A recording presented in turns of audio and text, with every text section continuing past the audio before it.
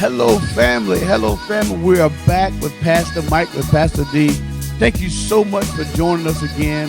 Hey, look, before we get started, before we get into this, can you please go ahead and like, share, and subscribe to whatever platform you're watching this on? And make sure you tell your family, hey, go check out Pastor Mike with Pastor D. They have some dope conversations, some real serious and some funny conversations. Please check them out. So today we're back again, and today we got a good subject.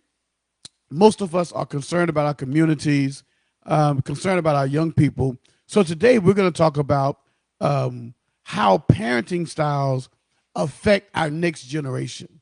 All right. So today I have a special guest back in person, live in person, is my co-host, Mika G. Welcome back, Mika G. Hey, family. It's good to be back. All right, well, Where you let's jump been, in. girl? Where you been? Well, How has a been? lot has been going on. The Hope Dealer, North Carolina, went down on April 20th. So stepped out on that journey, building just ministry of within. Learning a whole lot. It's sponge season for me, I like to say, and so just kind of listening more than I'm talking, and so I'm good. I'm glad to be back, fresh and ready to go. That's what's up. That's what's up. So, yo, Mika G is back in the house, and we're gonna have some fun today, y'all. We're gonna talk. We may laugh a little bit. Um, get your notepads out. We may drop a few nuggets for you. So just be ready. So I want to start out with again. The topic is talking about how we're raising our children and how that affects the next generation. So first off, you have children? I So you do. have a blended family. I But how do. many children you have? So the blended family that lives with us is two. I have a 22-year-old and a 13-year-old. Mm-hmm. And then outside the home, there is a 7-year-old and a 6-year-old. Now tell me something, because this is going to lead us somewhere, right? Talking about how parenting styles affect our next generation. Why do you feel the need? Because you said outside the home, but yet they're in your home sometimes. Why did you feel the need? You and your husband feel the need to bring those outside the home in your home. Well, because they're your seeds, So sometime the blended family needs to come together, and then the dynamics can be different too in both of the homes. So that alone requires strategy, because then you also have to get with the other parent and do co-parenting. And there's a lot of families, majority this day that are blended. Some of us are taking care of our nephews. So yeah, the importance of that, of everybody hopefully coming together, be on one accord, or That's at least good. to find a compromise. Yep, that's good because it's necessary to hear that because, like you said, there's a lot of people out here that have blended homes now, and you have children from both sides, and your parenting style has to be creative. Yes, it does. Has to be creative. Simply the fact of you and your spouse were raised different. Your parents taught you some things that were different, Absolutely. and now you got to blend that together to have your own parenting style, which is there. Now I know you also bring into your home, or y'all bring into your home, you one of your two of your nephews, right? Two of your nephews, right? So that's also part of your parenting. Absolutely. So why do you do that? I think it's important that some type of guidance is given, and some good guidance. If you feel as if, because most of the time, one of my nephews, he kind of stays with his grandparents because his mom works a lot, and my brother works on the road, so he's all over the U.S. So the to make sure that they're still getting quality seeds planted in them, because if they don't know, then they won't grow. And now they're faced with so many other different challenges. So, like, when we were coming up, the most thing that we had to worry about is, maybe a little fight, Right. and then we're friends the next day. Well, now you have to worry about the internet. So if Yeah. you've got social media, someone can consistently pick with you all day long, 24/7. You can't get a break. So all of that is important, like how to cope with that. And it's different because you got to learn that it's not like Mm-hmm. when we were growing up. And I wish it was, but not having the balance, kids can go off into states of depression that sometimes we don't recognize. Mm-hmm. We have to make sure that their mental health is right. And a large part for me is with my nephews anyway, is always checking their mental health. And also with my bonus son, checking their mental health, because when they're between two or three homes, you don't know what's going on outside of that. So you have to make sure that you're in check. And then if they need assistance, then you got to get it for them. Knowing those resources, things like that. Yeah. So all of that goes back to our title.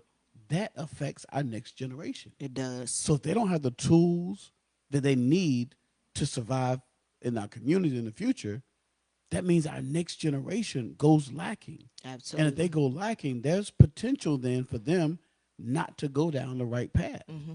And the Bible always teaches us to train up a child Yes. when they're young, Yep. so that when they're old, they will not stray. Mm-hmm. Now, people see their scriptures like, that's whatever, because they do stray, but eventually they come back. And I think that's what the scripture is saying. As a child, my mom and my dad raised us well. I mean, great home. But yet, when I got a certain age, I did some crazy stuff. Mm-hmm. But the seeds that they planted at a young age is what causes us to come back, to cause us never to stray and stray forever.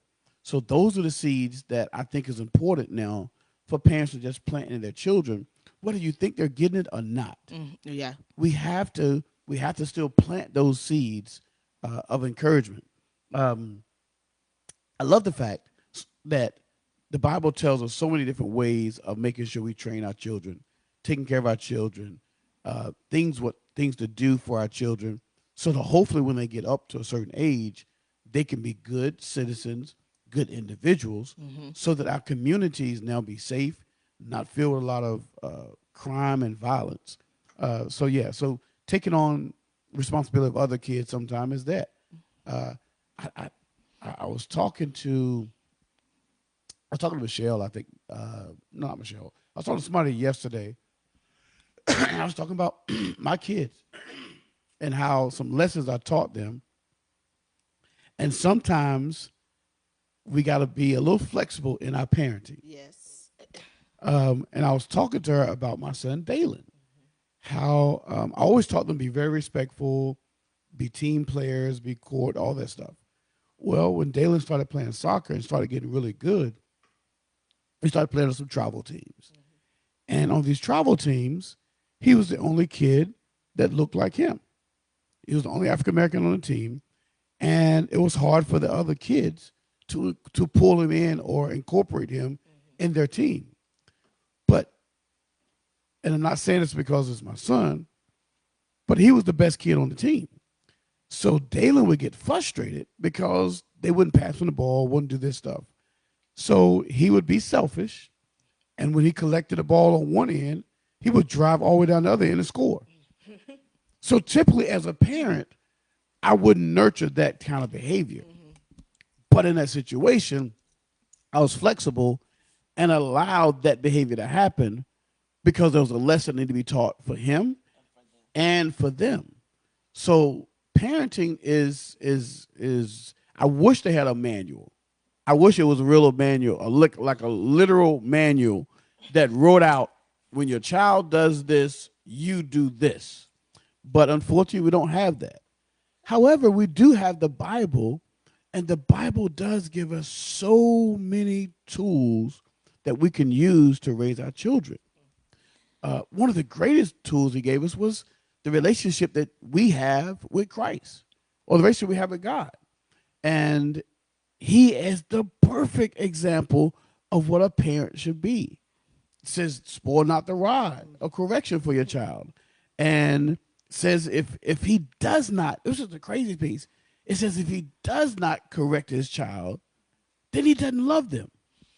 So a lot of these parents who say, I don't discipline my children, I'm not saying beat them, abuse them, but you have to give them discipline.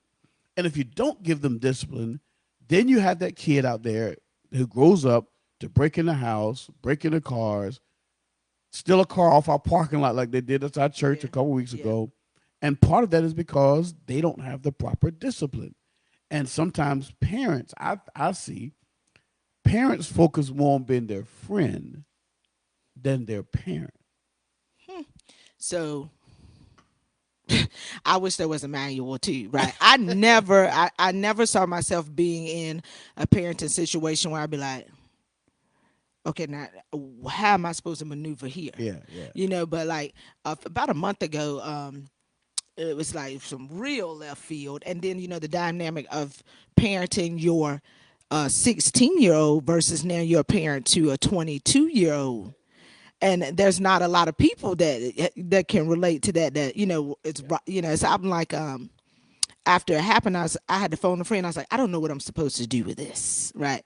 I know that the Bible says love, love, love. So I'm going to be in the. I think this is the way I'm supposed to go. But you are met with some things sometime because it's different, and the level of exposure that the children have now. Like when you're not there, things that are pushed, different agendas on the TV, they said on the cartoons now without you even knowing. Then they're asking different questions. So sometimes you got to really phone a friend and think about it. And I used to think that I wanted like 5 kids, but I know for certain I don't want any more. I would babysit and then return the kids to you.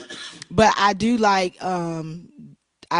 the fact of being able to mentor the children who need it.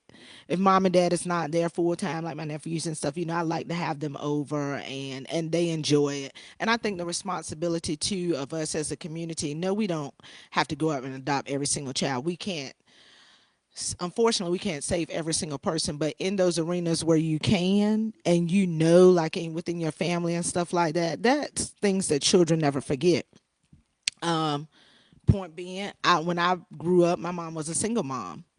I didn't really recognize the difference in like the lack of my dad not being there. No shade to him, but because of the way I was brought up, there were so many other male figures that I had my uncles. I had Reverend James Bowe that stayed next door. I had like 3, 4 granddaddies. I had all these strong men around. So, and then you could parent. If your child was doing something wrong, the whole street could parent your child. So we all were family. But I had those seeds that I carried with me in growing up. Granted, when I got about 15, 16, then I started going through the thoughts of, well, where my dad at? You know what I mean? And then rebellion and things like that. But we rekindled our friendship, when I was, I think, 30. And so anyway, you think that what you're doing is such a small part, but it has a large impact. The small things that you do, paying attention to them and planting those seeds. Yeah. Yeah. Yeah, you said something there that was key. Talking about when we were coming up, we were raised by the village. Mm-hmm. You know what I mean? I joke all the time. I never forget. Me and my cousins. I'm a country boy, so we were riding our dirt bikes and we tore up. I never forget his name, Mr. Joe Moore. We ride our dirt bikes and we tore up his cornfield. Like with our dirt bikes, we just ran through the cornfield and just tore it up. And we were just being kids, right? So just so happened that the cornfield was right next to my cousin's house. So once his mom and granddad found out what we did, they automatically beat us. Boom, right the gate. Then they called my mom. I got home, got another beating from my mom. And I'm like, but nowadays you can't even say nothing to some of these parents, some of No, these kids. no, because if you do, then you're gonna catch a charge like Right. that, and that's the part. And then you can know that your child is wrong, Yeah. and will support the behavior. And that's sad. Mhm. You know what I mean? Just because I'm the only one that I need to speak to my child, but don't you? Yeah. That's the big thing that Yeah. we have to worry about going to this next generation, because accountability, responsibility, those C's like that are lacking. Mhm.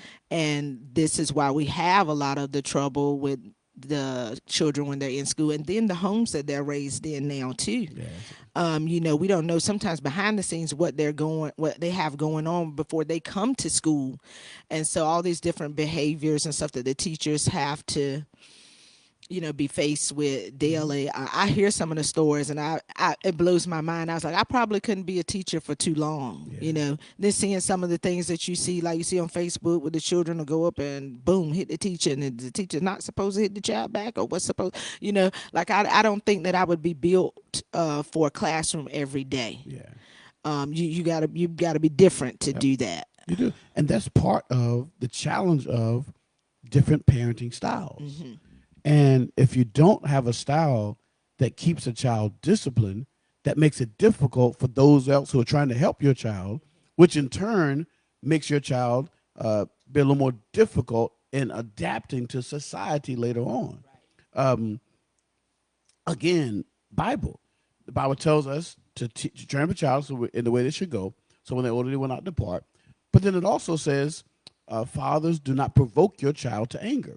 So I don't think that means I go and taunt my child, just taunt my child.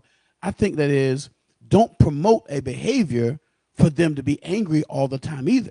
So don't promote a behavior that is allowed for them to do whatever they want to do. There has to be some standards. And again, I go back to what I said earlier. There's a lot of parents who want to be their friend and not be their parent. And I think there's a thin line between being their friend and being their parent. I think it's necessary for us to have a relationship with our children, right? So that they can open up, have conversation with us. And I think you can breed that conversation with us as a child, breed the fact of, hey, I'm your parent, but if you have anything you want to talk about, you can come and talk to me about it. I'm not your friend. You ain't calling me bruh. You ain't calling me bruh. You ain't gonna call my wife sis. Nah, we ain't doing that. However, you can still come to us and talk about anything you want to talk about, because we want to have that open line of communication. That's part of raising our children the right way. Because, truth of the matter, I couldn't do that when I was coming up. Right, and I couldn't either. Mom, I ain't nowhere in the world. No. You do what I say, and that's it. And I don't think my mom even noticed. Like, I didn't notice that I got about 19 and then had the relationship with my daughter at 19 was totally different. That a lot of the things that were on my mind, I didn't share with my mother. Yep. And, oftentimes when you think you're not doing a good job, like you said, not doing this, I remember one day she called me and it was something really heavy. And she's like, I just think I need to talk to you. Then I noticed she always wanted to talk about anything that was on her mind. And I was like, God, well, I thank you that I foster the type of environment that I'm open. And the most difficult conversation you can have. That's another thing too. If you're cutting your child off at the kneecaps every time they come in because it's something difficult they want to talk about, like, we have to learn to start having difficult conversations. Because what happens is when you get into, like you said, when you grow, when you get older, then you don't know how to communicate. A lot of things that's blocked that now is the text messages. Kids text a lot. Me and my daughter have a thing. If you want to talk to me about something that's serious, don't text me a whole long thing. You come talk to me about it. And then don't text me an apology. Yeah. That's responsibility too. Don't text me an apology and say why you fed it. Your responsibility is to come and say you're sorry. Communicate properly. So that all effective communication has so many different barriers to it now, and they think it's okay, so we have to be the ones to teach that, or in society it's going to be harder when life gets to lifing. So I think what we as parents, and you all out there as parents, I think, again, I go back to the Bible. That's just what I know. That's what works. The Bible says children are a heritage from the Lord. It's a gift from God. So who gets a gift and doesn't appreciate or value the gift that's given to you? Right? So if they're a gift from the Lord, we're supposed to value it, value the gift, and then make sure the gift is good enough so it can live up to its value. Absolutely. Right? So a child is our gift. We need to make sure that we're doing all we can to make sure that gift, that child, lives up to the full potential that the gift giver has given and why he's given it to us. When somebody gives you a gift, they give it to you with the intent of using it for whatever that purpose is. So God is the same way, I believe, with the children that he gives us. And I think we just need to value that a little more. But there are different parenting styles that some works for some doesn't work for others. And I think we need to just find a way to have a balance in our relationship with our children so that they can grow up to be productive adults. Right. But we cannot allow them. I saw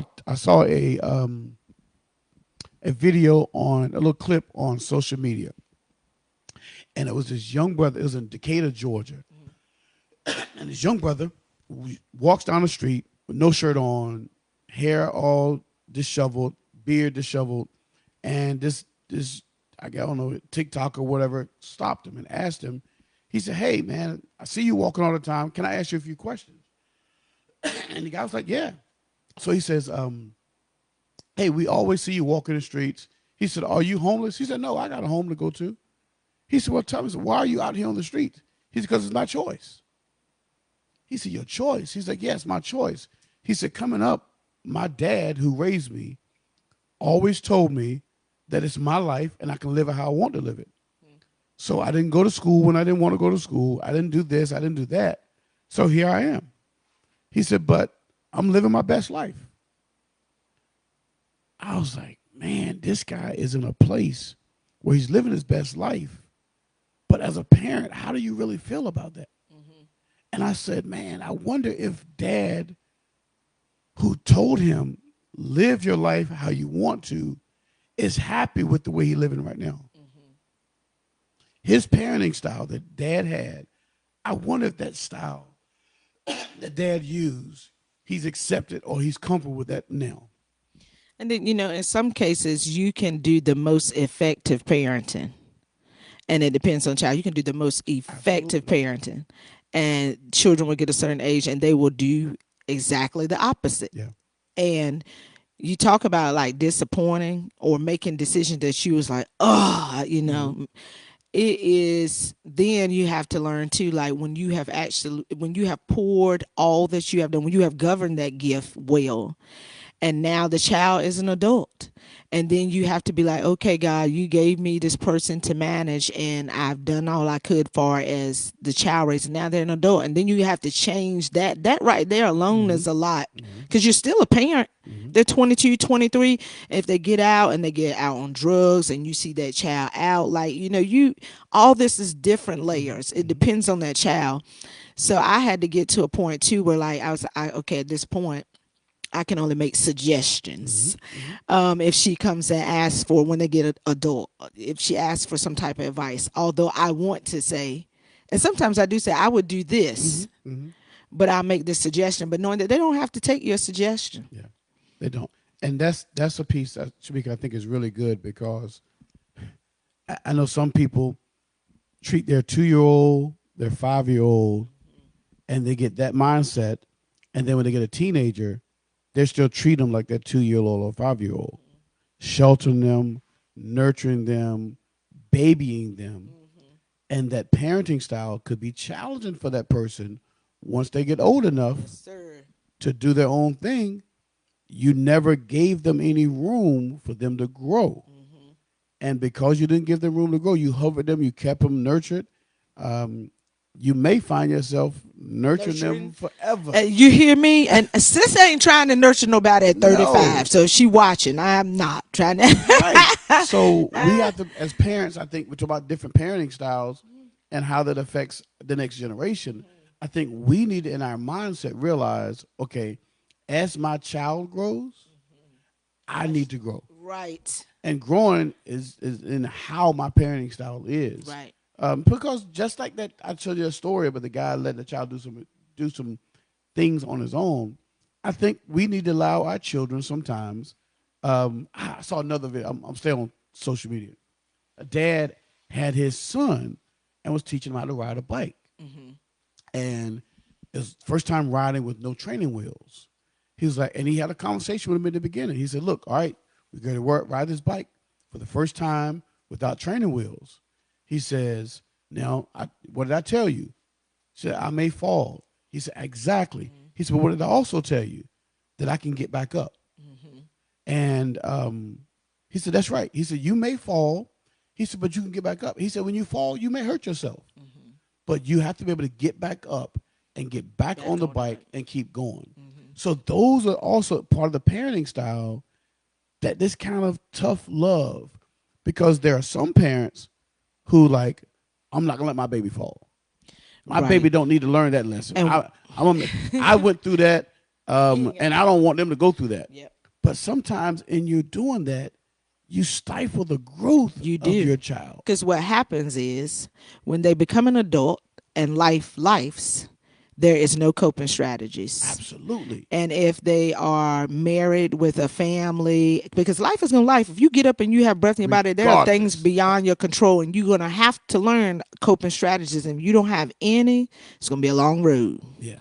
Life is going to happen. And I think we as parents, even with our different parenting styles, we have to make sure that we prepare our children for the next phase of their life. And, you know, as a parent, as a mom, as a dad, you know, we love our children. Yes, we do. And some things you just really don't want them to go through. Yeah. You just, because you've been down it, you did it, you saw it, and like, man, I don't want them to go through it. But they just didn't listen. So you're like, okay, I got to let them learn their lesson. Yeah. And for us to sit back on the sidelines and watch them fall off the bike, and you want to go and grab them real quick to pick them back up, but we got to have some restraint within ourselves to say, okay, I've taught them that if they fall off the bike, they can get up and they got to get back on. I now have to allow them to put into action what I taught them. And sometimes that's hard for parents because parents want to jump in right away. And that's part of some kind of hovering parenting style that may not be as good for our children as what they need. So yeah, it's parenting is a challenge, and there's no the thing about parenting, and we talk about different parenting styles, preparing our children for the future. There is no one right way to parent. There is not. Yeah. You wish that there were. You prepare before you have this baby all 9 months. Yeah. Before read all the books, and it's not gonna tell you. Yeah. I even look at me and my wife. Like she was from the city. I'm from the South. I had a 2-parent household. She had a single mom, and so that part right there was a different dynamic. Even though her dad went in the house, she absolutely loved her dad. Her dad loved her. But the dynamics in the household were different. And so that means when we come to raising children, her perspective of how children should be raised was different than my perspective of how to raise children. So when couples get together, that's why I said now you have this whole idea, okay, this is the way I did and it worked for me. And you say, well, this is the way I did and it worked for me. Well, I can say, well, that ain't gonna work for my children. And you can say, well, what you doing ain't work for my children. I think that's when a good communication, effective communication between spouses, or if you're not spouses, parent and mother. I mean, parent and father and mother. I think that's when a good communication needs to happen between the two, for you to say, okay, this is how we are going to raise our children. And I see some parenting styles that ain't no way I would allow to happen but here's the thing, it's not my child. Like you said, you can give advice, but it's not my child. Like, ain't no way I'm gonna have a child tell me what they are and aren't gonna do. And listen, now listen. So one thing about me, I said I would never, back in the day when we were growing up, you see Mara Povich where they'll bring the children up there, they go wayward and the sergeant get them, and we'd be looking like, what? Ain't no way. Like I always say, like there is no way that the child, my nephew, whoever that I'm taking care of under my roof, right, would be disrespectful and running the household while I'm the one here paying the bills. Ain't no way. Ain't no way. And Mika, that's completely opposite of what the Bible says. Right. The Bible says that children should obey their parents. Yes, it does. And then that comes with the promise that if you do that, then your days will be longer. That's what it says. So here it is now. If I'm a parent and I allow my children not to respect me, as a parent, I'm shortening their life. Right. That's a whole word. That's a whole word. But I don't think anyone thinks that deep in context. But that's Anyone that's who it. allows, I don't think they think that deep in context. And when it's minimized, behaviors are minimized, things like that. My goal was to overall push to have a successful adult Hmm. being independent, which doesn't mean mom or dad ain't gonna be here still for you when you need things, but bracing you for life, because life is not easy every single day, Hmm. but it can be great, with what is within your control. The things that are not beyond your control, you can Yeah. still, if you have the right coping strategies, you Yeah. still can enjoy it, and that was the overall goal. Yeah. Yeah. It is. So different parenting styles are necessary. Absolutely. I really believe, like some of the stuff that my parents did with me, I think could have been a little more lax. Like my mom was tough. I'm grateful for what she did because it helped me in my thought process. But I believe some of that could have been lax. Michelle had me one day. Whew, this was so hard, Mika. She had me one day to sit down with the kids at the dinner table and ask them what they thought and had them and gave them the ability to share with me what their opinion was. Whew, that was so difficult for me because again, I was raised, you just do what I tell you to do and that's it. But I opened up and allowed them to do that. And when I did that, it broke down some barriers between me and my children that were there. And it was a blessing to be able to open it up and for them to talk. So, again, adjusting your parenting styles with your children can really make a difference in how your children are in the future. Absolutely. And parents, allow somebody to give you some advice because, again, nobody knows the exact way to raise children. And especially if you're having a tough time, like with your child, if it's going through a season of, and you're like, I'm just tired, I don't know what Yeah. to do. Like, reach out to people, people, of course, that are, you know, Hmm. qualified, or a good mentor or program. Sometimes you need additional help just to be like, oh, well, whatever. Yeah. I'm just gonna let it be. Well, you said you did it yourself. You said you called it, you phoned a friend. Like Absolutely. I'm at a place I don't know what's going on here, and just because this is to the parents out there, just because you feel like you're having a tough time with your child and you are not the worst parent in the And world, you're not alone. the enemy is busy. The enemy wants our next generation of children. If he can get them early enough, then he can control the next generation. So it's our responsibility to make sure that we're parenting our children the right way, so that we'll still hold on to that God will still have this next generation, and we won't surrender them to the enemy. So if you're having problems, like Shamika just said, reach out to somebody, take some advice. I mean, ask some people. You don't have to necessarily do it. Uh, I laugh and joke right now because me and my brother Kim was talking the other day, and my nieces and my kids can probably see this. So if y'all see it, don't stop doing what y'all doing.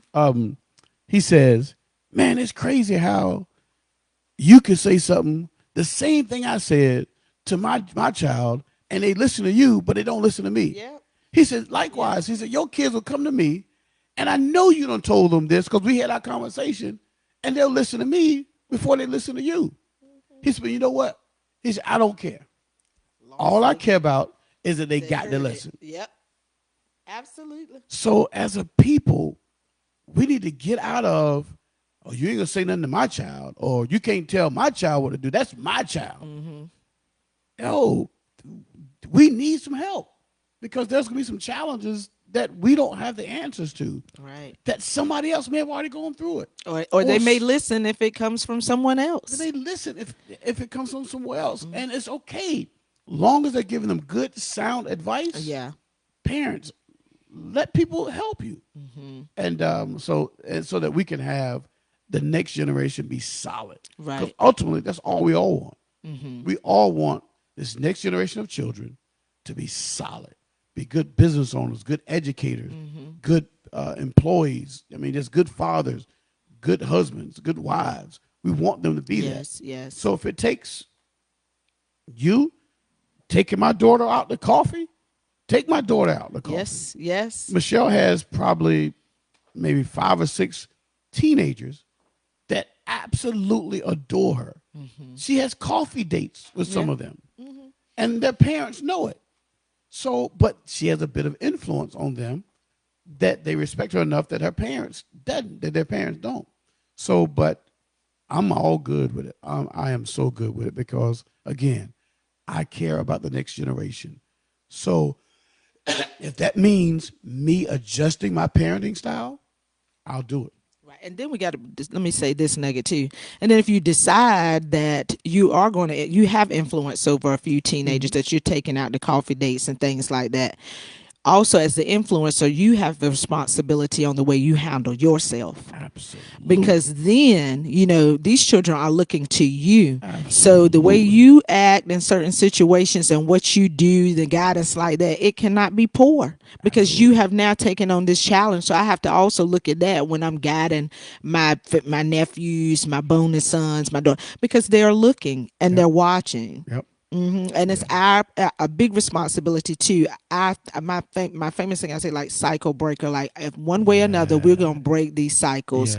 It was huge to see. Okay, you the first one to graduate from HBCU. Let's go. Or you the first one to have 4 years. Like, you got to pour this into these children to let them know who they are and what we've come to do. So when you come to be cycle breakers, don't think it's gonna be an easy thing. You're gonna be met with all kind of feats, but you have to be strapped and prepared. As the influencer, as the people that God has given you, the children that God has given you, to make sure that your assignment with them is just, to make sure you govern that assignment with them. Yeah. That's a great final word, Shamika. That was a great final word to share with those who are watching, or even if you're watching and you don't have children. I think there's a lot of people who don't have children but still have a major influence on children. This is still for you as well. I know some great people who never had children, but yet they have major influence in children's lives. And you just don't know. And you talked about living away in front of people, which is good. So just like this shirt says, we are the example. That's our slogan for our church. But that is something that all of us should live by. So children should have an example to follow. And so that means when you're about to say something sideways to somebody, if you're about to post something, just think a child is watching and I'm setting the example for them. That's part of parenting. Whether you're their actual parent or not, you're still parenting them. So we need to think about how our parenting styles affect the next generation and just make sure we really think about what we're doing. Again, y'all, we thank you so much for coming in again to Pastor Mike with Pastor D and our co-host, Miss Mika G. Glad to have you back with us. Good to be back. Great dialogue again. Yeah. We just want to tell y'all, look, this is our responsibility as adults to take some ownership of the behavior and actions of our children. It is our responsibility as adults to make sure we're giving them the right parenting style or right parenting to make sure that this next generation are solid. Yeah. Right? So that means we need to teach them about behavior. We need to teach them about finances. We need to teach them about proper good mental health. We need to teach them coping mechanisms. Right. There's so many different things that we do that we need to do as a parent that maybe we did not get, but it doesn't negate the fact that this next generation need it. So again, thank you all so much for tuning in to Pastor Mike with Pastor D and Mika G. We hope to see y'all next time. Peace. Peace.